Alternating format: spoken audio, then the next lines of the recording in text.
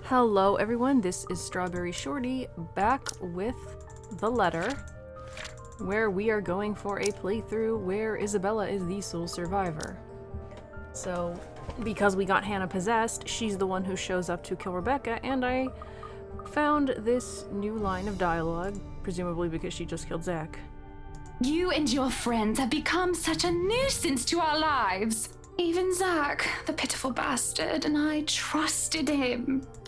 What did you do to Zachary? Oh, he's in a good place now. So do me a favor, sweetie, and come with me.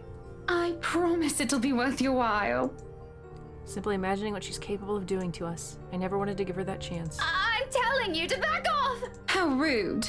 I'm sure Mumsy Gales wouldn't be happy about that. Please be a good girl now.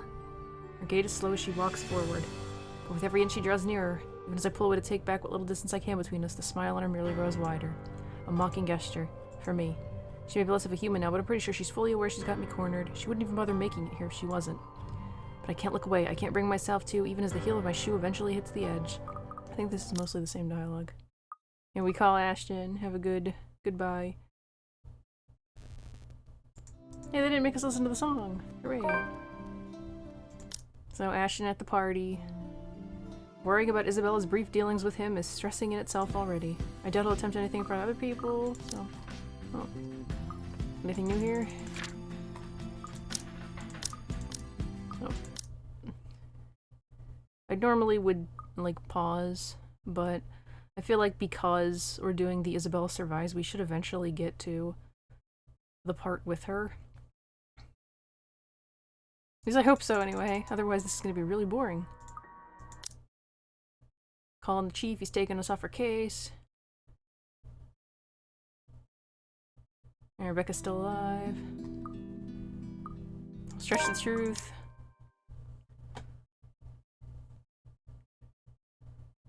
Yeah, Isabella's still alive, but this is all stuff we've seen. So, talking to Professor Clark. Not gonna be new until we kill off Rebecca. Now we're at Zachary's house. This is also before Zachary's unfortunate death. We'll find a way. Somehow. I don't know. I guess this is because we chose the other option as Zach.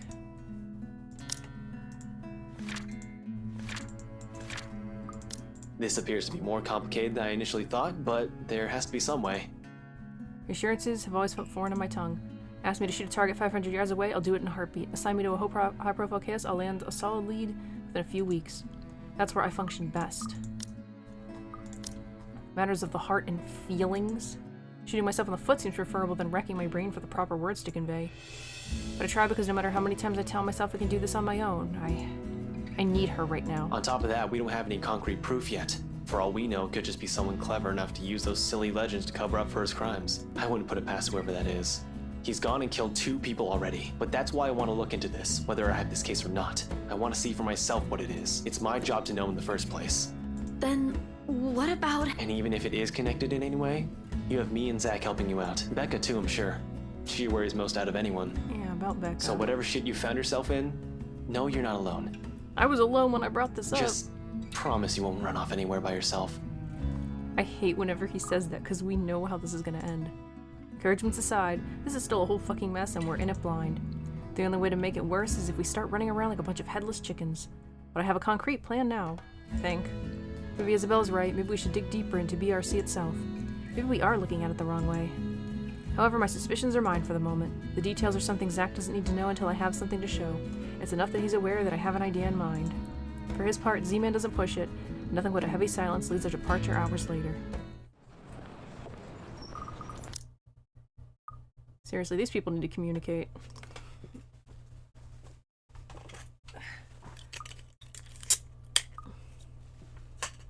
Like, they all experience the ghosty stuff and then just nothing. Oh, she's just told us about her dead father, so we're gonna say, just stay busy. Just stay busy and you'll be okay. I don't think that's terrible advice.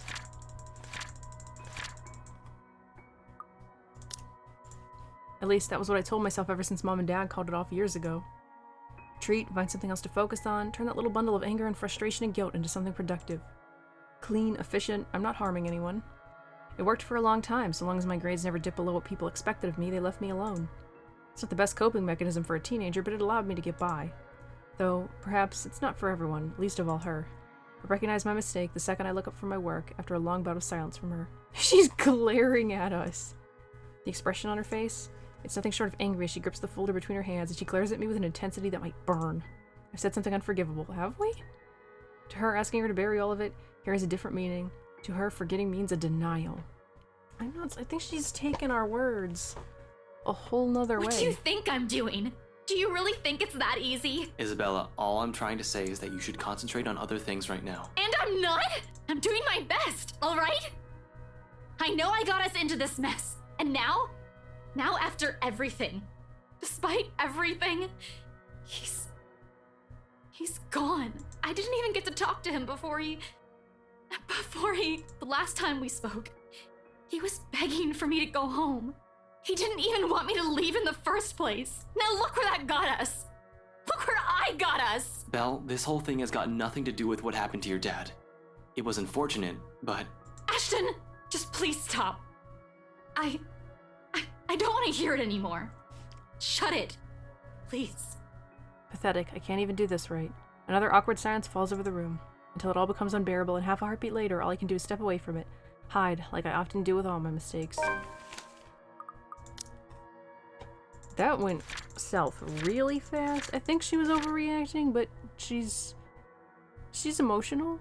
While gathering what they found, Ashton accidentally brought up Isabella's father, who had apparently passed away the day before. Suddenly, her reasons for trying to fix this mess became clear to him, but in his attempt to comfort her, he only ended up upsetting her further. I mean, I do think it sucks that she didn't even get to, like, see him and all that, because it should be easy to find the security room, unless this place is a maze of some sort, which I highly doubt. Still beats staying here and seeing the hurt on her face, especially when I know that I'm part of the reason why it's there. Belle, I'm sorry. That was insensitive of me. I don't wait for her to answer, because honestly, I'm more afraid of what the answer will be. I've stepped on something she values more than anything in this world. Like this, it's easy to see why she's gone to such great lengths for her father, why she just abandoned her dreams, why she went against his wishes just to grant him another chance at life. This is how she loves. Warm, steadfast, unflinching. What right do I have to question that, to tell her to let go, when it's the one thing she has so openly given the people around her all these years? The one thing that I will always, always have no reason to doubt. Others will say it's her warmth that draws people to her, or her cheer. Neither are wrong, but neither are the whole truth to her either. Because those who have never bothered to look beyond the surface will never see it. See her. See someone earnest, someone who's always meant well despite her underlying stubbornness.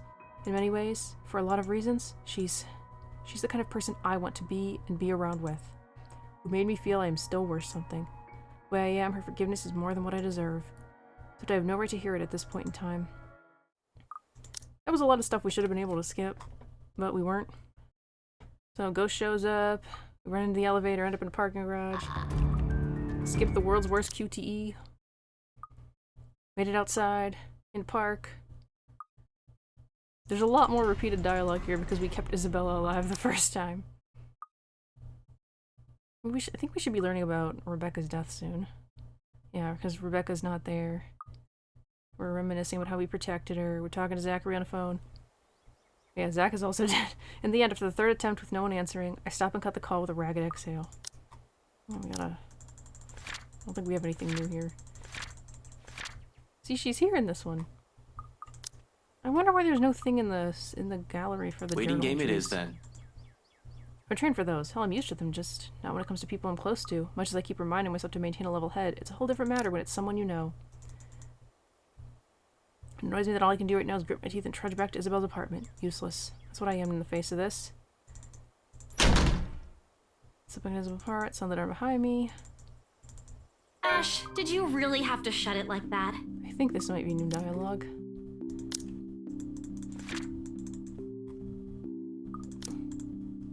This is not the first time I've seen Isabella like this. Standing casually by her kitchenette, a ladle in hand. This is when she makes the Oreo soup.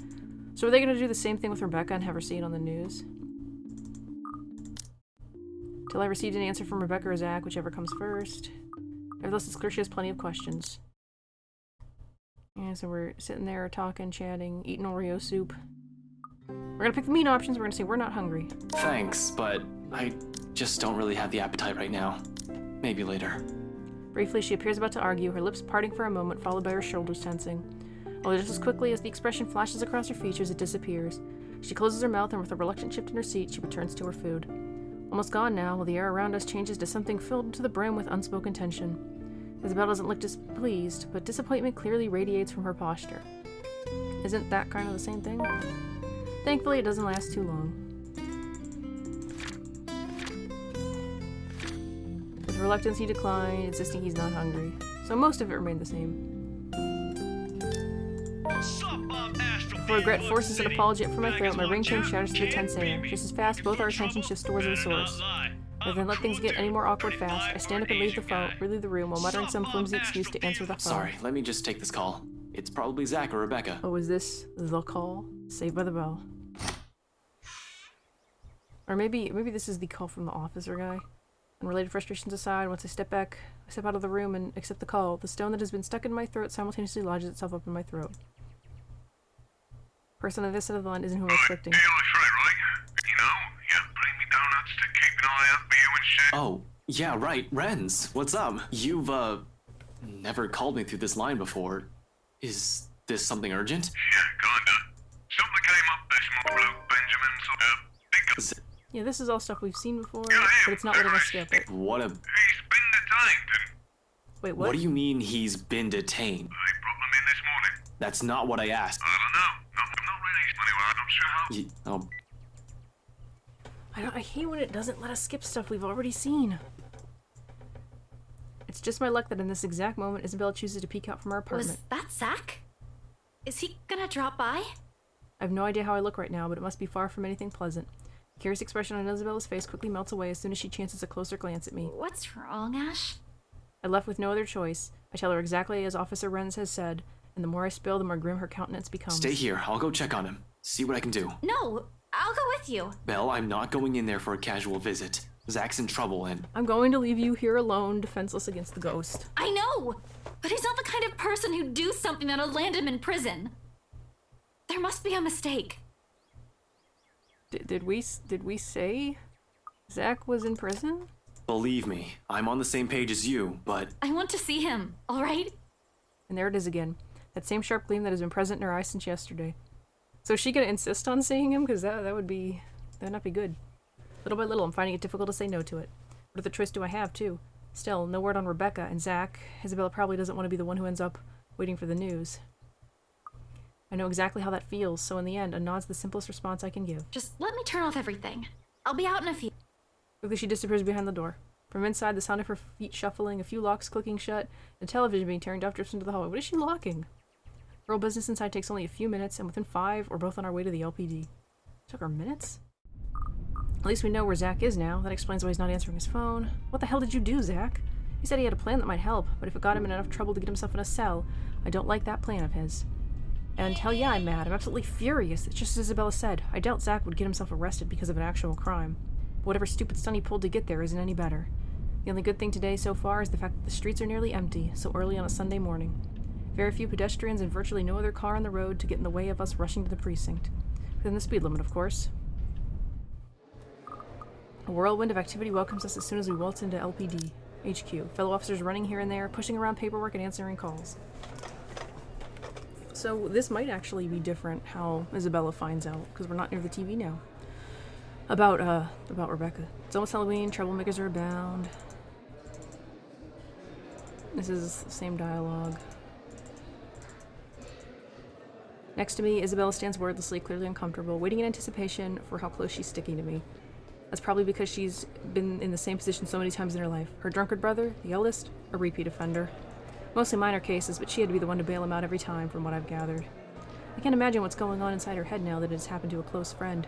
Hearing the way the guys talk about him must be worse. Hey, I heard there's a new guy in the holding cells. News flies fast, huh? Any info on him? Got his ass handed by some rich bloke's bodyguard. Or butler. Whatever. When we got to the scene, he's already been strung up and ready for pickup. Hard to imagine how a guy like him could have been taken down. But the butler has this creepy air to him. I'd rather not ask. Feel sorry for the bloke. He could have fought back. That's because Zach wouldn't hurt a fly.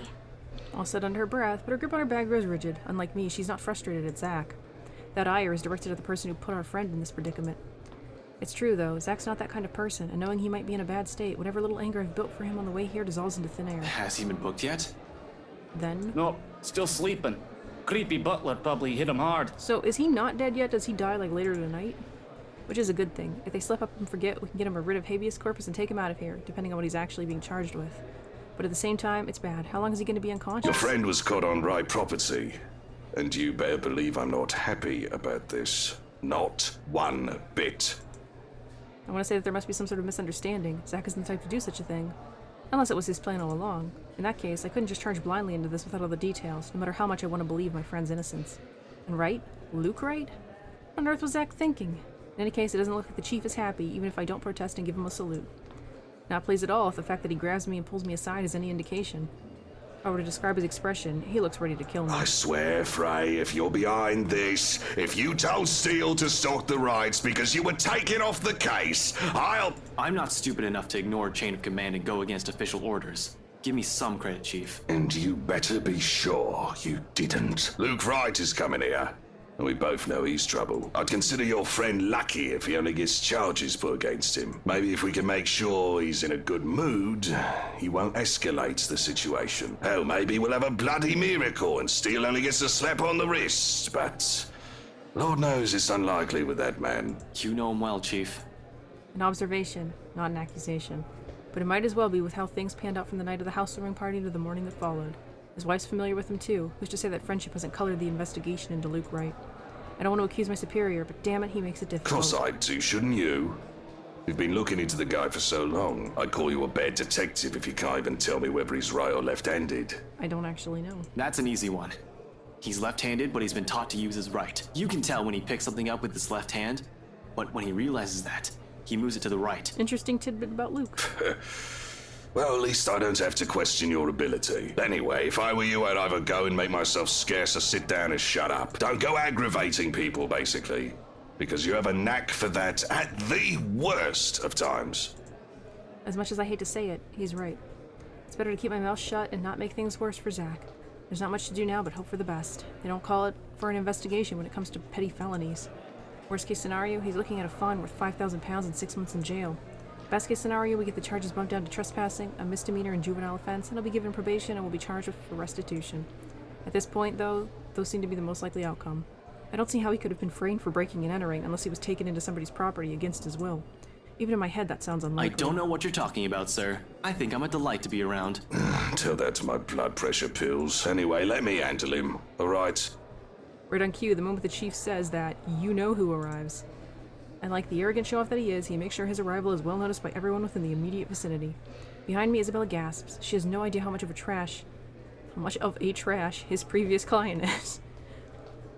That's her previous client, and of a trash is not a thing. Now she's gonna get a frontline view of it. The guy ignores the front desk even when Benjamin tries to greet him. He just blows past him, walks in all high and mighty as if he owns the place. Meanwhile, that creepy butler of his trails behind like a tame dog on its leash. Doesn't help either that the other officers stop whatever it is they're doing and stare. Whether it's out of suspicion, curiosity, or judging by some of their starstruck looks, awe. They should quit it, get back to work, and stop giving the man the attention he's obviously seeking. I'm here to report a crime. Of course, why else would you be here? You're either reporting something or being put behind bars, you imbecile. I'm going to...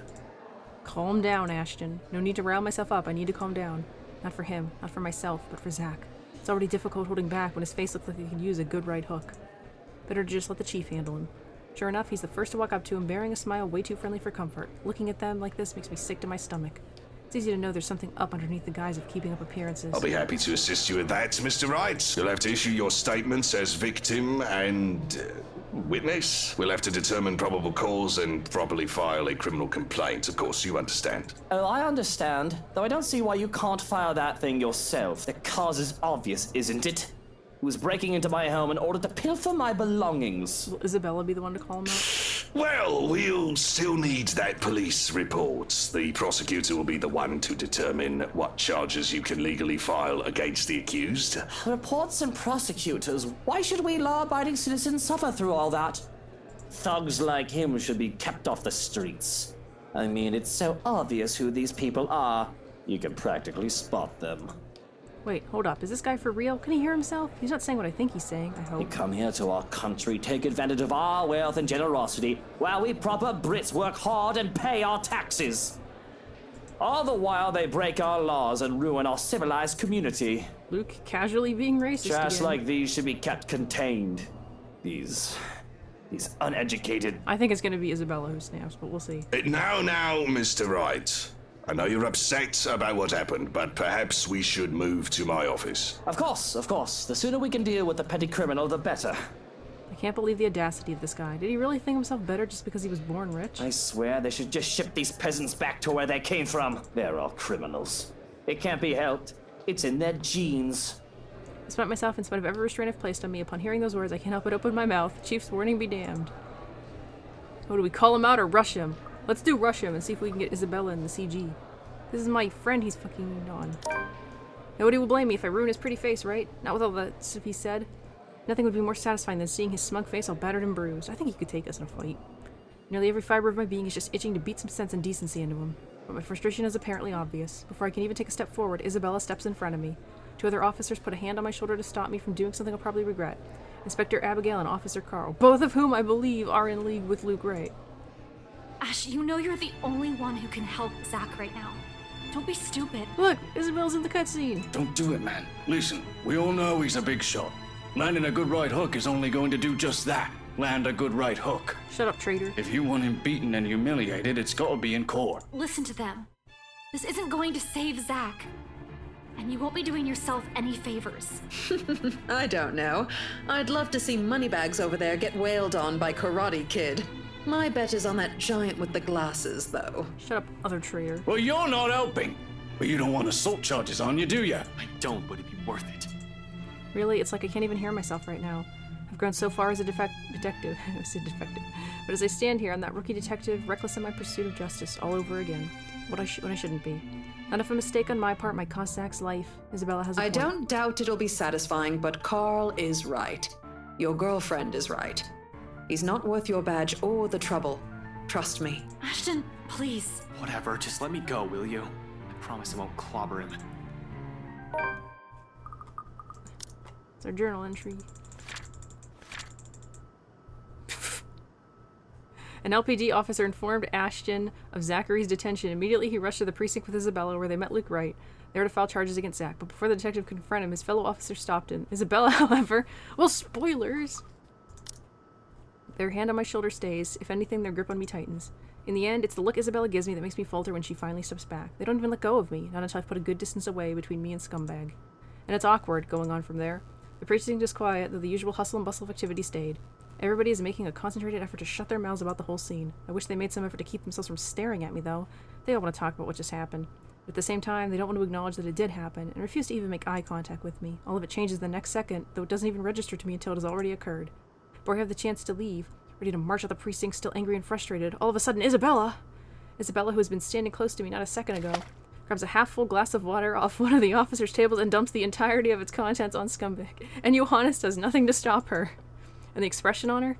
It's nothing short of seething. You bloody... It's been a pleasure doing business with you, sir. Afterwards, she slams the drinking glass down on the table with a loud thud. With the whole precinct this still, the sound it creates echoes thickly along the walls, almost deafening. In the face of her temper, nobody dares move.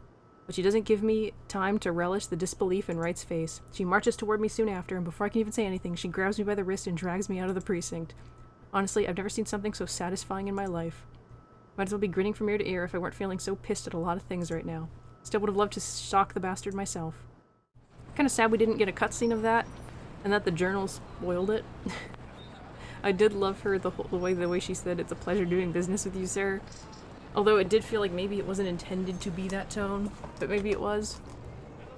So a few minutes later, I find the two of us sitting in mutual silence inside my car.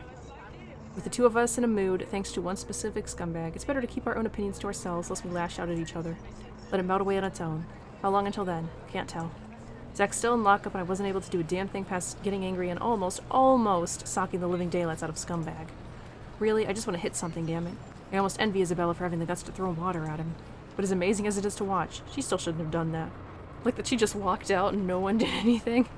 I like to imagine Johannes is just laughing. This is right we're talking about. No matter how much he hits on any woman he sees on the street, the moment you piss him off, you better watch your back. Might have just been water, but she'll be living in the same city as him. Who knows when they'll meet again. He's just bunked up over at Anselm. I shudder to think how easily he can make her life hell with just a flick of his finger. It doesn't help that the thought of that alone adds a whole new level of irritation, atop the disappointment, anger, and outrage. And in my frustration, I slam a hard fist down on the steering wheel. Oddly, it's what finally pikes a reaction from her. You know what? You would have ended up in an even bigger problem if you did hit him. You threw water at him. It won't leave a mark, though. He'll live. The only thing I ruined is his expensive suit. I don't think water ruins a suit. Still the same thing. And you acting like this isn't helping Zach at all. Really, blame is the last thing I want to hear right now, especially after the stunt she pulled. She means well, but anger clouds a lot of things. Sometimes I can't help but sprinkle my own answers with the same heat. What do you even know? What do you even know? Those are picking mean options. Harsh words fall off my mouth without meaning to, and understandably she gets incensed, like I've hit a sore spot. Oh, I know plenty. You have no idea how many times I've had to deal with an alcoholic brother who is constantly getting into trouble and ending up in jail. I did, I monologued about it earlier. Don't you dare tell me I don't know anything. I've been there plenty of times. I know you wanted to sock Mr. Wright, but who's going to help Zach if they locked you up as well? I can't do anything, okay? You're the guy that knows stuff. At least think. Well, she's right about that. All at once, regret replaces the annoyance. She blows a raspberry my way, then turns her attention back to the window, leaving no room for argument. For some introspection, plenty. No matter how much this pisses me off, the people around me don't have to be caught in it. More so, taking the brunt of my temper like Isabella has done right now. I'm lucky she didn't do the same thing she did with Wright to me and walked out after that. An apology almost forms in my lips. Someone get me another glass of water so I can throw it at Ashton. But before the words even fall, my phone rings, effectively cutting through the conversation. A quick glance to the caller ID shows Rebecca's name blinking on the screen. Beside me, Isabella stares, waiting. It's Becca. I'll tell her to meet us at Salemwell as soon as she can. Excuse me. For some reason, instead of saying ASAP, he said as soon as she can. Without another word, I slip out of the car and walk back into the precinct. Why did you have to go back into the precinct to answer the phone? We know why. It's because they need to do the jumper dialogue, but still, it's a little silly. Holding off on answering the call until the door closes and the noise of the city fades away behind me. However, the tone Rebecca assumes isn't what I'm hoping to hear. Becca? Hey! No, where are... No, burn it. Seriously. Whatever. She's saying that voice thing to us. Rebecca, wait. God damn it, Rebecca! Dread turns into terror, and the sudden pandemonium in the precinct comes rushing in all at once. Officers barking orders, the rapid tapping of feet against the floor, and people shouting for dispatch. There's a split second where I'm torn between trying to figure out where Becca is and finding out what happened to inspire such chaos all of a sudden. See, Luxborn is peaceful as cities go, except for that whole Anselm Butcher thing. If there's any crime, it's usually low-key, in and out of public eye as quickly as it comes. Things are kept private and on a need-to-know basis, unless the media catches wind of a high-profile case or if something really odd happens. Of course, there's gossip and people talk, but everybody minds their own business most of the time. So when commotion happens and people are shouting for dispatch, you know there's trouble. It took only 2 words. 2 words, broadcasting over every police radio all over the city, including the one on the front desk, to fire everything Jump her up! Jump her up. The emergency service unit is assembling, each one hoping that they'll be able to talk this one down. An ambulance will already have been placed on standby. The library isn't too far from the hospital. Like, thinking about this, they would have seen a girl on the roof with her back to it, so wouldn't they think she's being threatened? Regardless, it spurs something in my gut. Did they even say anything about the library? Copy that. Can we get a 1020? A cold, hard feeling that tells me I should be there. Jumper was spotted on the rooftop of the city library. Need dispatch immediately. But my feet won't move. The phone on my hand creaks under the pressure of my grip and my knuckles turn white. All of a sudden, my whole body's paralyzed with thoughts of what I might find there as people around me rush towards the scene. It's only when something tugs at my arm that the haze bearing down on me lifts. Beside me, Isabella stands worried, eyes questioning, a concerned frown on her lips. I didn't even notice that she followed me. Whatever she has seen in my face must have forced her to. Ash, what's going on? The radio in your car's blasting some report about a jumper? Rebecca. Where is she? Did she say something? Is she coming to meet us? No, she's... Her hold on my arms tightens. Fear and panic flashes in her eyes while she looks at me with the same terror and dread swirling at the pit of my stomach. Did something happen to Becca, Ash? My own tongue has gone thick with a sickening, foreboding feeling, and my whole brain is shut off. All I know is I have to run. I need to get there. Ash! What happened? I don't know. Just stay here. I'll... The rest of those reassurances die on my tongue as I broke into a run, leaving Isabella with only a comforting squeeze on her shoulder. I feel like she'd run after us. The library isn't too far from the precinct. In cases like these, however, every minute counts, each second critical. A cold and cruel voice already whispers in my head, "You're too late." I want to believe it isn't.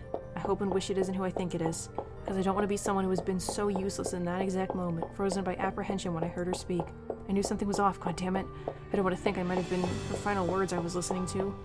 The horrifying possibility that what I fear is real drowns out everything else. You're too late. Anything and everything in front of me are mere obstacles in my way, and I run, jump, push everything aside as I try to make a beeline for my destination. I don't even have the time to let go of mindless apologies, or to explain that there's an emergency to the bystanders I'm shoving aside. But even with all that, I'm too Jumper late. is down. I repeat, Jumper is down. We've got a 1046 to the library. Over. Copy that. Can we have identification of the body? We've got a bystander here who says he knows the woman, Rebecca Gales from the local high school. Becca. I'll recognize her anywhere, even from a mile away. And for once, that isn't a welcome fact. Too clear, too vivid. Her broken body lies on the sidewalk in just one big bloody mess. Her hair fans out and stands out in stark contrast to the pavement, slick with blood and redder than it's ever been.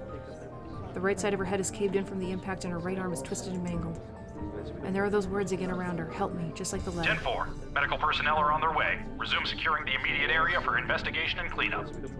Gone. All available officers have been dispatched for crowd control. Over. She's gone. We'll go. Over and out. And I wasn't able to do a damn thing about it. Shortly, officers moved to pull the bystanders away from the scene. People who have witnessed the fall, passerbys who just want to see what's going on, someone screaming, weeping, crying. But I can't do anything other than stare. I can't even bring myself to come closer, only stand among the crowd as just another civilian. The world has come to a standstill, until someone's horrified scream tears above everything and nothing else matters. Isabella? I knew she'd follow us. Obviously she would follow us. A familiar voice. A blur of red rushes by. My body moves and my hand shoots up to reach for Isabella's before any coherent thought forces me to where she can even approach the body, because damn it. Damn it. Damn it. Damn it. She's the last person who needs to see this. She doesn't need another death in her life. Not after Rose, not after her father's death. Not after this. The tug causes her to stumble back and gently I pull her towards me. It takes a whole 2 breaths for her to steady herself. How did we get on the other side of the police tape? Shaking, she braces both her hands against my arms, gripping my jacket tightly as if it's the only thing keeping her from breaking. Ashton found himself following after emergency service units in a daze. As soon as fears turned real, Rebecca was already lifeless. Before he could understand what was happening, a scream echoed in the air. In the face of death, Ashton could only hold the Isabella in her grief. She tries briefly to pull away, but my hold remains firm. Don't look. You don't need to see this. Though even then, there's weakness to her movements, her breathing labored. Any minute, it seems like her knees will suddenly buckle if I don't keep a steady hand on her. And it all shatters when she glances up at me. Tears stream down her cheeks, panicked, desperate, her voice brimming with anguish when she speaks. Ash, we can still save her! We need to! We need to! Elle, she's gone. Shh. No, Ash! Rebecca, she's here! She's still... We have to help her! There must be something! We can't just let her die like this! Weak as she is, she makes another attempt to break free, but my arm stays unyielding against her, and instead I draw her head closer, her face sinking into my shoulder as furious tears flow from her eyes. With the sound of her sobs alone, everything around us fades. Every sound, every movement becomes nothing but noise. No more. Even now, I can't do anything other than stare at the pool of blood on the pavement, and hold on to Isabella like a lifeline, as she does with me. I can't even bring myself to move, because no matter what I say or what I do right now, empty words won't bring back the friend we lost.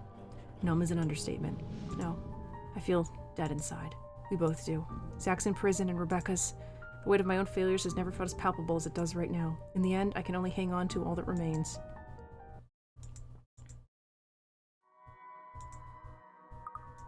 I'm telling Rebecca's mom about her death.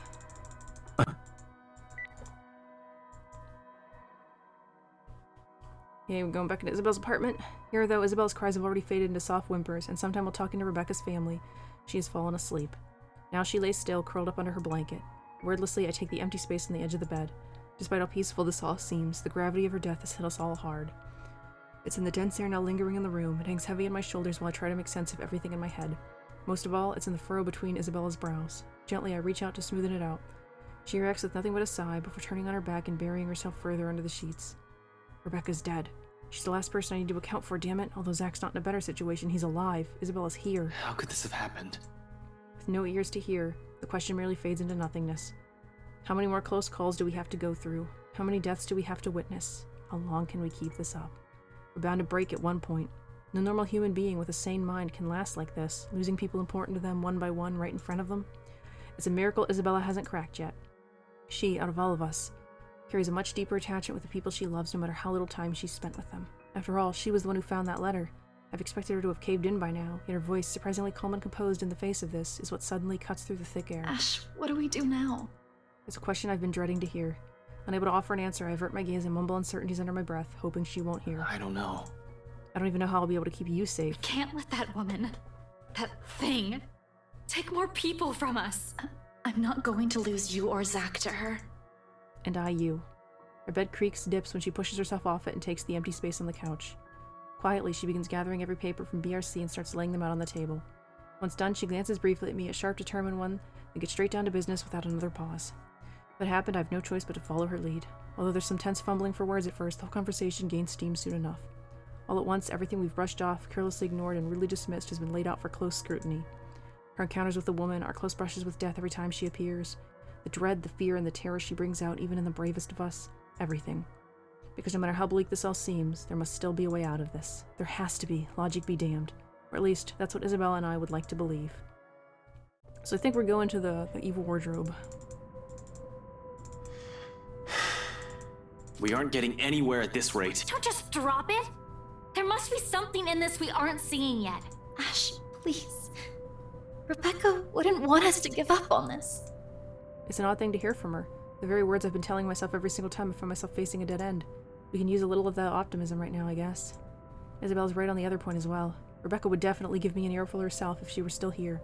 She had a knack for being brutally honest with her opinions. We'd often clashed at times, yet I still respected her for it. Her opinion was as valuable as every other person I've let into my life. I can't lose another person like that. I know, but what are we supposed to be looking at here in the first place? Well, we already looked through those files. You're the one that picked it out last night, right? All of them? I'm pretty sure every person we've checked in there isn't necessarily involved. One client possibly died of old age. Remember, you found that dumb paper right before the open house. No one was allowed inside that place for a time that day. It's too broad of a scope if we include every single person. In fact, the only notable ones are C and Jean Marie. But if we're going to include them in the count, shouldn't there have been more than enough people to end this fucking curse already? How does this thing even work? Okay, we went in and out of the place, but no! You still don't get it. What I'm trying to say about those clients is, maybe there's more to this than just the letter. Possibly. Ashton? Hey, I'm trying my best here. I wasn't trained to deal with this kind of shit. We're also missing a lot of things here. There's still a gap. Huge one. Even with the information we currently have right now, it still feels like there's something we're overlooking. All we have to go with is the letter and all the stuff selfish people have been keeping from the public. But we shouldn't have that, because Rebecca's not with us. Unless they're just talking about the BRC stuff. Where this all started, the mansion. Yeah, this is the same dialogue again.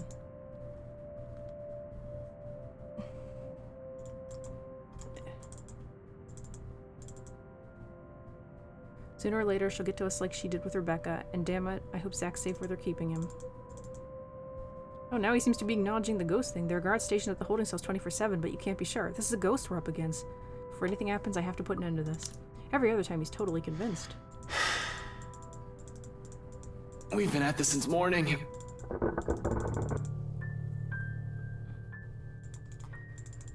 Ash, do you think that's her? Gather everything. Yep, same stuff. Even Isabella's unusually silent as she gathers everything in her arms, her own movements sharp and precise, a deep furrow in her brow. There's fear, but something hardened and urgent overshadows it. The moment doesn't last. Yep. Ashton, what are you doing? Ashton? She says Ashton, but the dialogue says, I have everything, we should just. Where does she is? She immediately stops at the slight raise of my hand.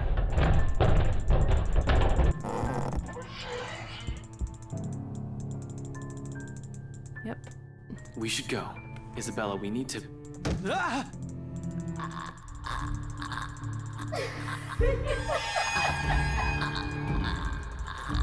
Ghost. Gotta get out of here. Ashton! Snap out of it! Can't die here. Isabella, out! Get out! Get out of here! We flew the room with Isabella. Go down to the car. Now, time for a fight. Let's pause and look at the time. I still got on time. Look at our journal.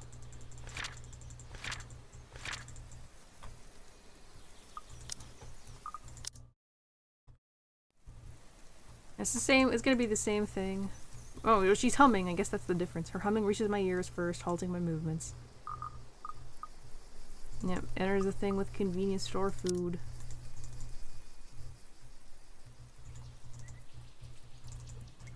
I wish they'd at least have some different, like, descriptive dialogue. Her voice fills the atmosphere with a light air, temporarily easing off the disheartening mood. It's easy to pretend we're not knee-deep in a life-and-death situation the way she acts now. Easy to forget we've lost someone, or one of us is being framed for a crime he likely didn't commit. If anything, it's only her appearance that betrays the mask. Slightly disheveled bags under her eyes, an exhausted curve in her shoulders, and dragging footsteps. Gives us food, we eat it. Time to fight, come on. If we are to survive this, we're gonna have to take care of ourselves first. It's one thing Zach will likely remind if he's here, and that's what Rebecca would do. Throw the food away after we're done.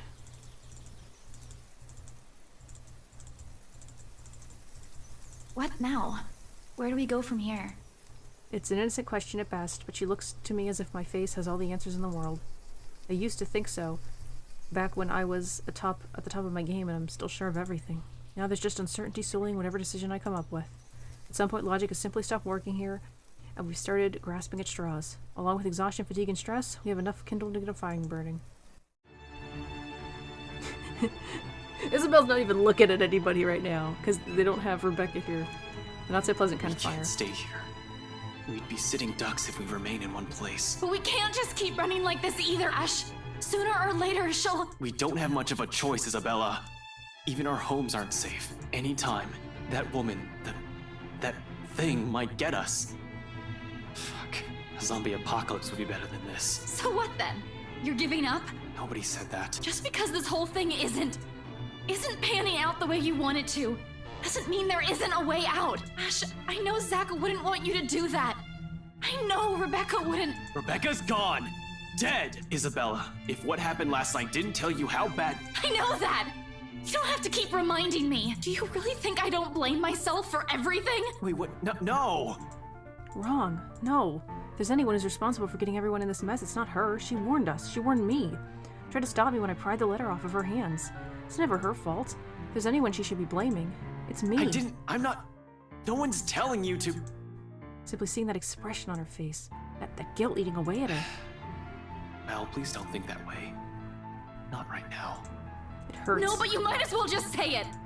It hurts that I can't even do anything to lighten that burden. Even if you don't, I know everyone, even Rebecca, thinks this is... It hurts that I can't even find the right words to soothe that Mel, grief. that's enough. We'll just have to make do with what we have. Stop blaming yourself for every little thing, because it's not even helping anyone at this point. We both falter to silence at my words, and an awkward, stifling mood descends between us. I forgot how this played out when it was just him. Did he fight with himself? I do not mean to shout, to snap at her, to add to that kindling, not in a moment when any time, anywhere, she, that damn ghost, might get to one of us. We're both in the same boat, yet here we are, playing the blame game. Little by little we're falling apart, caving into the pressure, into the bleak situation we're trapped in. Did that ghost mean for this to happen? Yeah, it's that same thing. I swear I'll get us out of this mess. I'll find a way to get Zach out of that place. But if we want to make it out of this in one piece, we're gonna have to calm down first.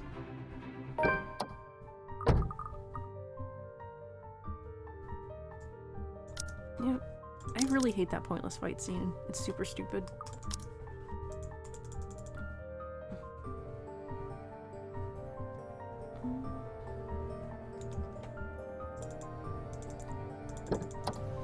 Okay, we're driving off. She's the only one I have left for creating all about Zach. Heading to the pub. Especially if my assumption's correct, and the reason why Zach went to the mansion yesterday was because of the curse. Something must have happened there for him to see the need to look into it and break inside that place. What if the couple has fallen victim to the curse? Doesn't fall outside the realm of possibility. I've been so biased, not even thinking that they might be in danger as well. But during the open house with Isabella, they might have seen the letter and... Stupid. This is all dialogue we've seen before. It's because you did. What? Okay, finally letting us skip again.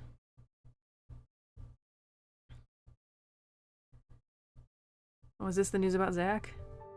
I've lost someone in my life again.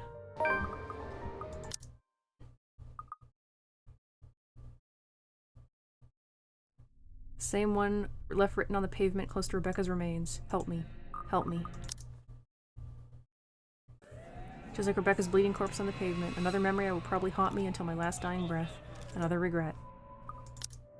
The thought of telling Isabella about this, she'll definitely be devastated. I don't even want to imagine what his grandparents will say. They're good, kind, warm-hearted people who have given me another family without me even asking for it. So back to the bar.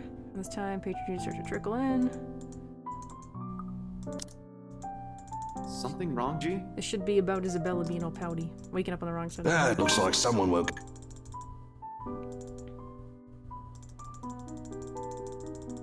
You know, go fit.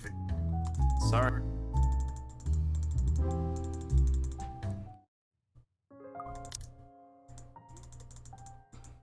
Yeah, let's get to Isabella. Isabella sitting quietly by the table. In her hand, she flips a piece of folded paper, turning it from one side to the other without any purpose. The letter. A small frown creases her forehead while she stares at it, yet there's something oddly tranquil in the picture she has unknowingly painted. I think we did actually see this part. We were talking to her before. Something I can't bring myself to disturb, if only for a few seconds. It's one of those moments again. The rare ones. The ones where she's too still, too quiet. A complete opposite of her usual self. But it's these that often leave a mark. Not her cheery disposition or her lively attitude, but these short few seconds of wordless silence when the softest sighs and the slightest movements sing louder. The smallest minuscule things that tell you about the person and her strength more than any words can express. It's these that carve a vivid memory, no matter how brief it lasts, and it breaks soon enough, the second I pry the letter off her hands and flop down on the empty seat next to her. She glares at me, annoyed, and just like that, all of it melts away. Gone is the stillness, replaced quickly by the teasing and friendly jibes. Back again to what we're used to, what's easy, what's familiar, where every truth we hope to convey regrettably goes unsaid between us. You're going to destroy an important piece of evidence if you keep doing that, Belle. This time, however, no retort comes from her. Without the letter to glare daggers at, she turns on her hands, now clenched tight in front of her. But she's far from angry. A bit upset, maybe. Who wouldn't be? The curse has already gone far too long.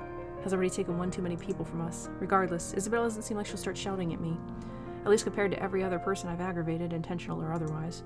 Some light talk may just do the trick and coax her out of this mood. Come on. If you keep staring at the table like that, you're going to bore a hole on it. I really don't want to OG a new table. He'll pick the most expensive one and leave me begging on the streets. I think this is what happened if we take her side after the fight with Isabella.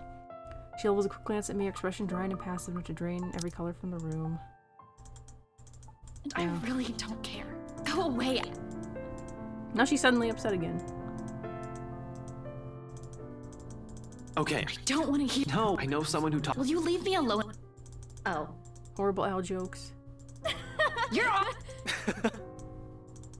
Feeling better? A little. But you're Only because. right. And you know what? That would. What? I was just saying you look better. Thanks. Save here, just in case. I wish this game had like a feature where you could go back and like reload without saving. Like some visual novels have that rewind feature. What was that about earlier? You look like you're about to wage war on that letter. Oh, it's nothing. You probably won't like it when you hear it. Maybe. You haven't said anything yet, so how am I supposed to decide how to react? Small farmer turns to a face that lacks the same anger from a few minutes ago. The bitterness stays. There's also uncertainty. It takes another minute until she speaks again. This time she doesn't mean I was just thinking. Maybe we should go back to the mansion. Blood freezes in my veins. Immediately, before I can think further on what to say, my mouth's moving, a disapproval ready at the tip of my Isabella, tongue. you know that's... I know, Ash. I just thought we'd find something in there. That if I go back, we'll get the answers we need. I found the letter there, so maybe, right? It's not that I don't agree with her. Hell, I've been considering the same thing. It's the only thing we have, after all, but it's not going to be a simple walk in the park. Yeah, this is, again, the same dialogue. With Zach and Rebecca gone, her well-being is my top priority, and I'm not about to just drag her in there with me. Say it's Forget it, dangerous. Belle. You're not going back to that mansion.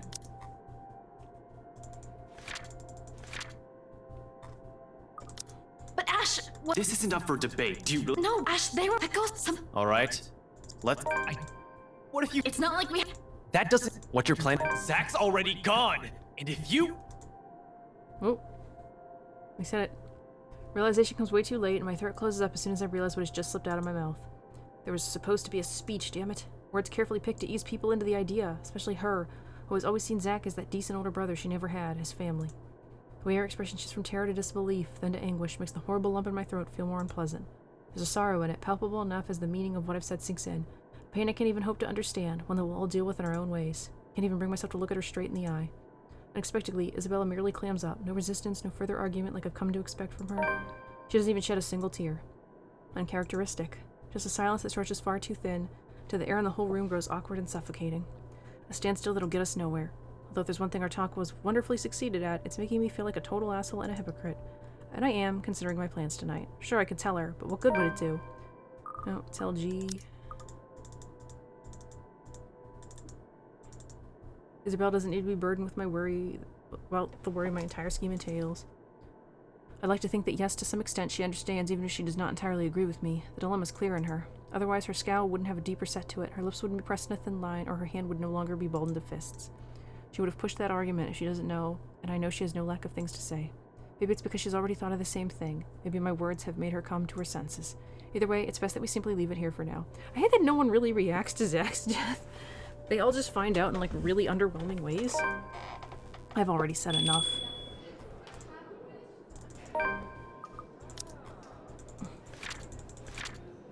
When Ash showed up at the pub's main lounge again, he found Isabella alone in the corner. She hesitantly brought up the idea of going back to the mansion. Despite agreeing, he insisted she would only put herself at risk. Although she acquiesced, dismay was clear in her face. Muttering excuse, I beat a hasty exit of the main lounge and left her on her own, despite the disappointed look on her face. Before Isabella can say what she's been mulling over. Before the last imploring glance she directs my way forces me to change my mind. It's another lasting image that firmly etches itself in my memory, one that spurs the conscience among other things. I just hope I won't regret what I've chosen for myself tonight. So are we gonna find her by her car?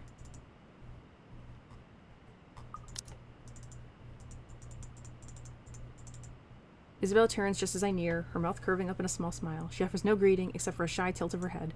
Even as my pace slows and I look at her with the unvoiced questions in my eyes, she remains wordless, merely throwing her head back and shifting her attention up to the starless sky when I come to stand beside her. Another gust of wind blows as she breathes out a sigh. Weary, thick with something close to resignation. The breeze carries all of it away, while she hugs her arms closer to keep herself warm, which raises the question why she's out here. The air's already heavy with the promise of rain. With clouds obscuring the view, there's really nothing left to look at but a dark blanket of nothingness. Still, she stands here as if she's intentionally waiting for everything to fall. That, or she's here for some other reason. Go back inside. I can't have you tagging along. You're safer with G than with me. Where are you going, Ash? Somewhere. I won't be long. Without another single glance, I walk past her, heading straight for my car. She follows, regardless, a different kind of desperation woven in her movements and the next syllable she utters. This isn't just about you, Ash! My hand stops a few centimeters short of nudging the door open. Even over the howling winds, her words strike true, booming, echoing, spurring a guilt within me. Despite my silence, she continues, though her words aren't meant to spite, only to prod, with each cut with the sharpness of a blade. That thing will stop at nothing to get us. What makes you think you can do this alone? Brief pause, then, taking in a sharp breath and swallowing my restraint, I snap at her. Any sort of guilt comes from this, I try not to show it. What makes you think you being there would make any difference? You'll only get in the way. Don't make me repeat myself. Ashton! I don't wait for her to answer and quickly slip inside my car, slamming the door behind me with so much unnecessary force. In that one moment, one conversation, something also breaks between us. Something irreparable. A different kind of regret. Yeah, again, more repeated dialogue. They do that a lot.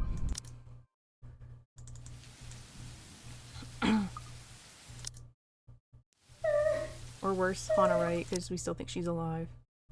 She's been possessed, though. Dungeons.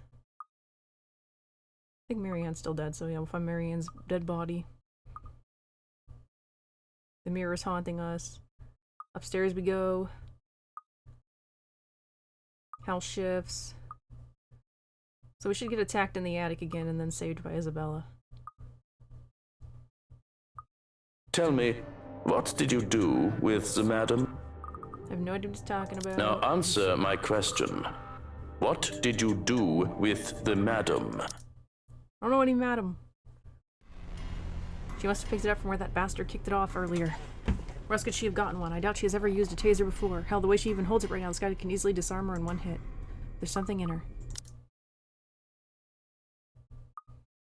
So she takes out Johannes and saves us. Slaps us. If your bartender friend hadn't slipped up, no one would have known where you went. Yeah, that would have been Zach otherwise. Well, one person knowing is enough. Any more than that, and... I'm still here, Ash. You have me. And once their meaning falls, roar.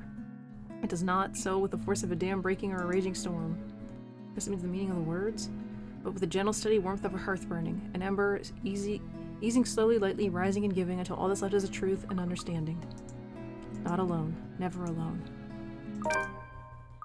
And it is one. It's all on her face, in fact. There's a pained aspect to it I can hardly name. So this is the part where she rejects us.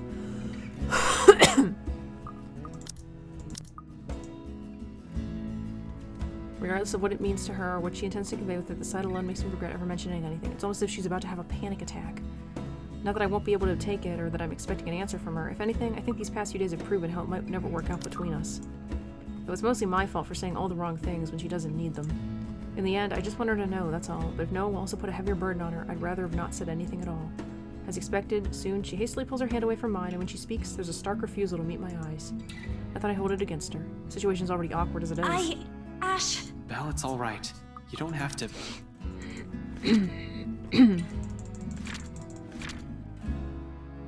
Ashton left for the mansion at nightfall, but when he got to his car, found Isabella waiting for him. Angry that she was keeping them in the dark, Isabella tried to stop him. However, her disapproval of the detective actions fell on deaf ears.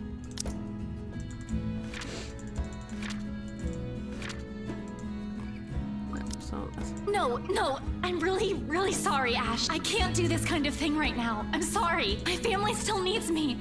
My dad just died. And then there's still this curse going on. I'm really sorry. I just don't think of you that way. I will hook them all up with people at some point. So don't worry, they'll get happy romance endings. Abruptly, she stands up before I can stop her, quickly backing away and putting as much distance between us. She never really makes it past even the door, though. Her foot catches on the rolling pin she dropped earlier, and soon she's landing on her backside with a shout. Are you... okay? Here, let me... No, I'm fine. It's okay. It's all right. I can stand on my own. Brushing away the hand I've offered her, she proceeds to pick herself off the floor, albeit shakily. Still, she refuses to meet my eye, and as soon as she can, removed herself from the attic without another word. I suppose that's to be expected. I suddenly jumped this on her. But the last thing she wants to do is talk about feelings when we're still in danger of dying from a curse. Hell, maybe even forget I said anything. Here's to hoping we still have the chance to fix this after we're done with the ghost problem. With every sigh, I follow after her. Understanding how much she meant to him, Ashton took both of her hands in his and apologized, and in a murmur of honesty, confessed how he truly felt for her. However, Isabella had only ever seen him as a friend and awkwardly turned him down. Power still doesn't come back when we make our way downstairs, particularly considering the attic stairs are a bit old. We were just in the attic, right? That door was supposed to open to a hallway. The second floor hallway. We need to get out of here.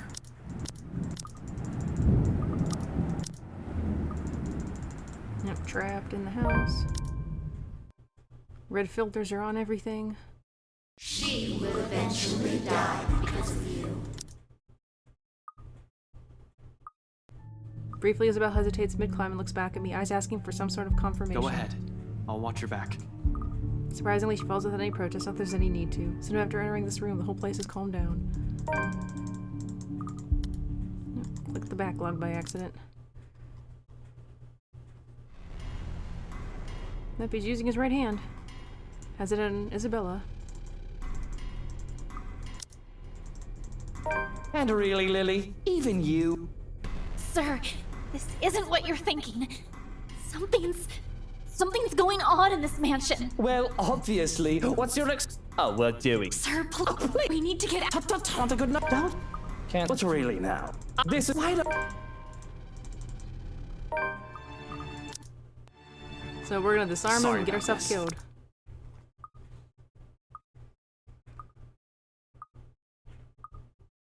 Isabella! Time slows to a stop. In one moment of clarity, my body moves on its own, heart pounding against my ears, blood rushing through every vein. Spurred on only by adrenaline, and desperate to reach her, crouched, unsuspecting formant, I don't even get to yell for her a second time. I don't even get to call her name. Ashton! All of a second, everything around me feels too sharp, every edge, every point. Yep. Been stabbed again. Now it's Isabella holding our hands. Isabella has always been warm, after all. Ash? Her hands are shaking, her lips are quivering while she looks at me with wide, fearful eyes.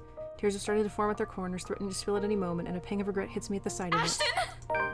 Even for the last time, I can't give her a reason to smile. Hey, you're crying again. Just don't give Don't give me that look. It doesn't suit you. I don't think I've ever told you that before.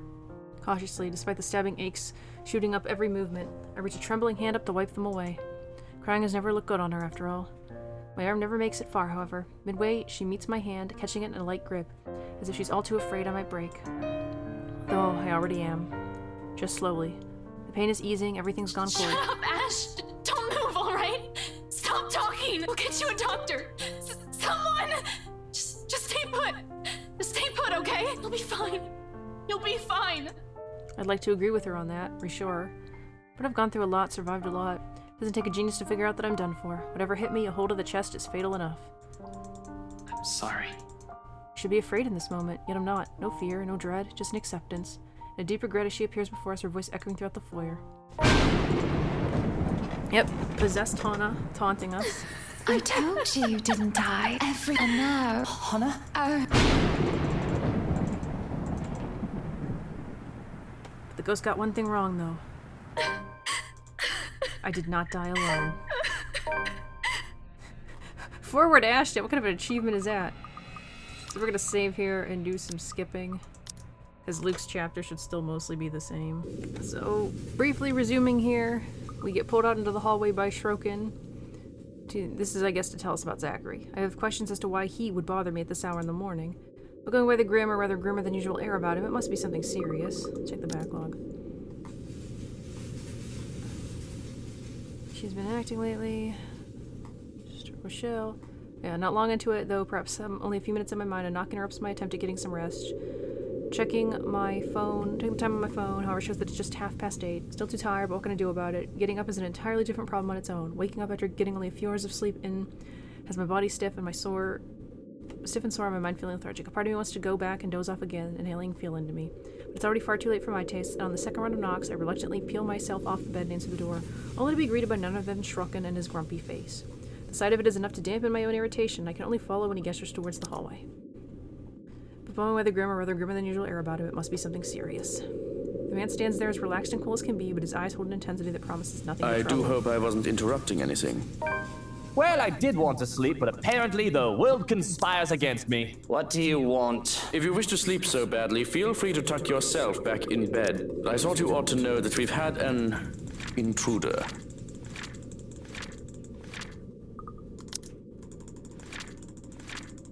Check these. And sue me if that doesn't pique my curiosity. Intruders, thieves who would dare set foot in my house and try and rob me were rare. If they had any form of experience, they'd have an idea not to mess with the rights, no matter how tempting our riches may be. But that did not mean attempted robberies did not happen. What was strange about this one is the fact that Shrokin thought it was important to bring to my attention. Oftentimes they deal with pests because I could really care less how they take care of it, so... This needs my attention, why? Are they any danger? Actually, I think I'll let you be the judge of that. He's down in the parlor. Come on. I glanced at the bedroom door, hoping to goodness that Hana will remain fast asleep before following him downstairs. Oh boy, I hope Luke behaves himself. Through the foyer, and into the parlor where a familiar man sits unconscious, tied up to one of the chairs. I thought I heard something scurrying around. As it turns out, it's a giant rat.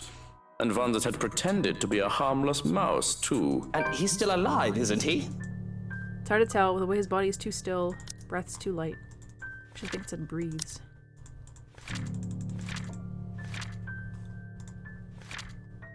After working on business papers overnight, Luke hoped to get some rest the entire day, only for his plans to be derailed when his butler called his attention to a problem in the foyer. But it is there, the subtle rise and fall of his chest. Its presence let me breathe a sigh of relief. A death caused by one of my men is normal, to be expected, really. A dead body I can deal with. It'll just be one of the many I've seen. But if one turns up while the missus is at home, I'm not too thrilled with the idea. I saw no reason to do more than incapacitate him. So yes, the man is still alive. Of course, that can be remedied if you wish. No, this is fine. He wasn't trying to kill us, was he? If he was wholly unprepared. But I do not think he had such nefarious purposes. I'm surprised you care, Luke. He is a big man, but he seems too soft to be a hired killer. A common trespasser or petty thief, maybe. Certainly nothing more. If a petty thief dares to try anything against me, people are forgetting their place. He's to be made an example of. A guy slacks off for once and everyone thinks they can get away with taking advantage. His thieving ways are going to be his one-way ticket behind bars. It's only as my anger washes away that I realize the sun is starting to rise off in the horizon, and I can only feel annoyed at myself for missing another night of Call sleep. the police then. Let them round him up and bring me some bloody coffee while you're at it. Thankfully, he leaves me to my own simmering as I take one of the free seats, and while waiting for my drink, I find myself staring at this man. Poor Zach. I can see why Hana took an interest I in was him. talking with Zachary, the photographer for Luxury Living. Hana is nice, but that doesn't mean she befriended every John and Jane from the street. He was a perfect gentleman, Luke. I can't say the same for you as of recent. Look at the man you called a perfect gentleman now, dearest. Look, Luke. Nothing will happen. You have to relax. It was just a friendly chat. A friend who takes advantage of someone who has shown them kindness. Truly, such soft hearts could not survive in this world for long. Hana is only so lucky that I am here for her. Who better to protect her from monsters than the worst of them all? And as it always does when I'm in such a situation, the power I wield hits me with it like an unnatural high. It's something else when I can hold a man's life in my hand without resorting to murder. A person is as good as incarcerated the moment I send them Harvey's way. And this makes me wonder if I can make Luxury Living grovel, beg for my forgiveness because of the crime committed against me by one of their staff. Deep in my thoughts, stuck in this power trip that rushes through me, I barely notice we have company until Shrokin puts a cup of coffee in my Officer glass. Carl and his colleague are here to collect. They'll want your statement. And as he says, there are two officers by the door, though I can't even bother to spare them the slightest of glances before looking back at the unconscious word I'm not gonna say, because it's either a racial slur or a Pokemon. If they need my statement, I'll give it to their chief. I'm due a visit to a good friend anyway. After my coffee and a bit of breakfast, of course. So I'm gonna pause for a minute. It's probably gonna... Yeah, so returning immediately because most of it's still different. After my coffee and a bit of breakfast, of course. Once I'm done breaking my fast and after a cold shower, I call for Shrokin to drive me to the police station so that I can give my statement. Through it all, Hana still slumbers. The way she remains undisturbed even with the commotion, you'd think she was somehow contracted a sickness of some sort overnight. And true enough, then with the back of my hand touches her forehead, she's burning up. It's unfortunate there's no time to worry about this, as much as I want to care for her. There's urgent business demanding my attention elsewhere, and with the rest of the staff away, well, our marriage may have gone through a rough patch recently, but I still do feel as I'm neglecting her like this. It doesn't help that the only thing I can do for her now is place a cloth dipped in warm water on her forehead and leave a bottle of medicine on her bedside. I was instructed Shrokin to schedule an immediate appointment to her physician. I just hope that this trip into the city won't take too much of my time, or further ruin my mood. So at the police station, just after Isabella dumped water on us, didn't show it us, but I would be much happier if the troubles life threw at me didn't include ruining my suit. Life, in this case, is that estate agent Lily who had the audacity to throw water at me. You bloody... It's been a pleasure doing business with you, sir. Who even does that? That third world country woman who's gotten too big for her britches, that's who. This is a Zeton X5 and the whole ensemble cost me 40,000 pounds? I could charge her for water damage to the tie alone and have her begging down on my knees for forgiveness. That Lily girl really now. If I hadn't heard that company she works for is closing, I'd talk to her manager and have her fired. A graceful exit into the police chief's room was all I could muster in the face of such insult. My mood is further soured by the fact that I can still see the rest of the precinct from here. At the very least, Johannes is making himself useful and standing outside the door to make sure no one enters unannounced. And now here I am, dabbing a handkerchief at my wetsuit to no avail. It had to be given to one of the maids to clean as soon as I got home. This is just horrible. The interlining is going to pucker and pull. Ugh. But at least it's not wine, I suppose. I'm so sorry about what happened out there, mate. But you know how it is with these officers. Well, that's a shame, I suppose. Figured if we could get any leads, it'd be from you. Can't stop the scoff that leaves me. I think they're talking about the murderer. Chief of the damn police seems to find that amusing, however. Because as far as I can see, whether he believes it or not, he's got it easy in our little deal. He just has to sit back and relax, let me do my thing, and not turn against me while he gets to live a comfy life. Perhaps that's why I haven't killed him off yet. His predecessor to the position wasn't so agreeable. You know, someday I'll stop turning in my own men when they piss me off. And what will you do then? You and your men will all be lost without me. I'll just hope that when the time comes, I'll already be all wrinkly and retired then. It's a play of his, it always is, tactile, casual, and chuckling at everything like it doesn't faze him. Pretends he's one of those kind, wise old men types so that people can't bring themselves to be angry at him. But I've seen him drunk off his arse bemoaning his fate when what he's become, though he tries to be as vague as he can even in his inebriated state. And I've seen the malice this man is capable of. That's why it confuses me with how he reacts to what I say next. So what is our little gollywog looking at? Now there's never a time or place for that kind of racist talk, son. So it was indeed a racial slur. Darn it, Luke. Although, even the chief of police is calling him out. He cuts me off in a firm tone before I say anything further. There's steel in his eyes, and he near slams his fist on the table when he does. And I can't help but sigh, realizing that he's going through one of his self-righteous streaks, rare as they may You know be. our little deal ties up my hands when it comes to a lot of things with you. But I hear that Steele is a good kid. And I ask you at least show a bit of respect. He's a felon. I think I'm entitled to call him what I please. I don't owe him any respect at all. In my pocket he may be, but he still chose the path of the policeman himself when he was a young man. And I bet it just boils his blood that he has to deal with the likes of me. But I, in turn, hate this side of him that makes him think he's still some do-gooder or some hero of justice. Because spineless fools were useful, self-righteous ones forced me to do away with them eventually. You put plenty of your own white men in jail. I don't see you calling them a... I don't know, white cracker or whatever lingo they have nowadays. Imagining Luke saying that's a little funny. And if not respect, you can at least owe the lad some basic human decency. Whatever. But if you gotta stick up your ass about it, I'll concede. He's going behind bars either way, for however long that is. Besides, what does it matter if he's black or white? The color of his skin doesn't change anything about current circumstances. It's a trifle matter to argue It's over. 6 months and a fine worth 5,000 for breaking and entering, unless you'd be willing to go easy on the guy. Let him bump it down to a misdemeanor and juvenile offense. We'll be giving him probation and charge him for the damages. And that's it? That's it. That's what a white man gets, and that's what he gets too. Unless you're going to stir up a fuss and make a big deal out of this. In case you've forgotten, I do what I want, Lee. I don't even see why you protect the man. He's nothing but a petty thief. And won't that look bad on you? The Luke Wright, getting his panties and you said it yourself. He's nothing. Not worth your attention or effort. And won't that look bad on you? The Luke Wright, getting his panties in a bunch over a petty thief. Accidentally cut that one off. So why don't you just let me handle it like I'm supposed to? And I do hate to say it, but he's got me there. I hate that all this power comes with a great balancing act. Be too lax and people will think they could get away with the smallest of things. Be too harsh and people will... Well, they will not want to work for me for long, and that's never a good thing in the long term. And it shows on me poorly if I were to fuss over an insignificant little matter. Now is that all you're here for? Well, there is another thing I want to ask. Can't I visit a friend? That detective. Feathers. Should I be concerned about him? He seemed keen. Yep, all same dialogue here. So the police chief made himself look a little better. So we're home. Hana still rests, I assume. I hear nothing to say otherwise. Not her voice or her laughter, which will easily fill any space with cheer. Everything is quiet other than the hum of engines from the car being brought away. A bird's cry sounds off from the garden, snapping me out of my reverie, and makes me look in that direction. It's an easy decision to go there. If Hana is resting, recovering from sickness, I don't want to disturb her with how agitated and annoyed I am underneath the surface. No matter how well hidden I can keep it. A good journal entry.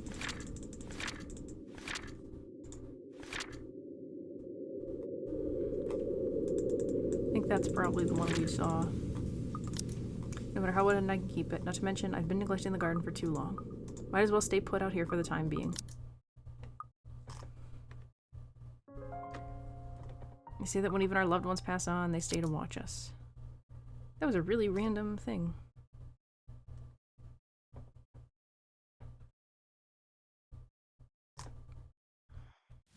So, we're back, Ashton's dead. This is mostly gonna probably be the same dialogue, but CG, just Luke and Isabella. So, when did the release show that? Stay! No, stay! No! Mother of God, pray for us sinners.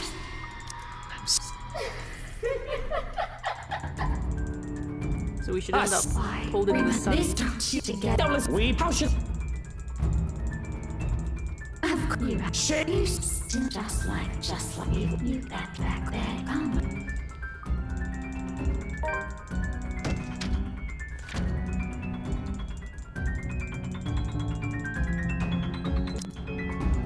Oh my gosh, let me skip this.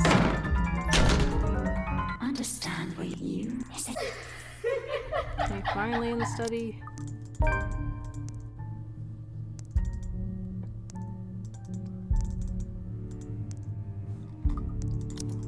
Same exact dialogue.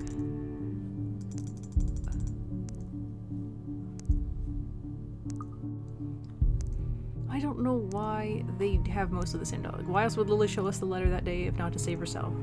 I guess that backfired on her now that she's here. That's I think about the only new line of dialogue. You! This is I! If I'm... Please. You shut your mouth!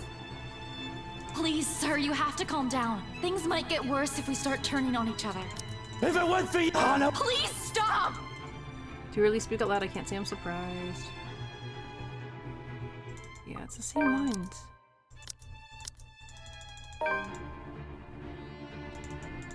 Listen to me.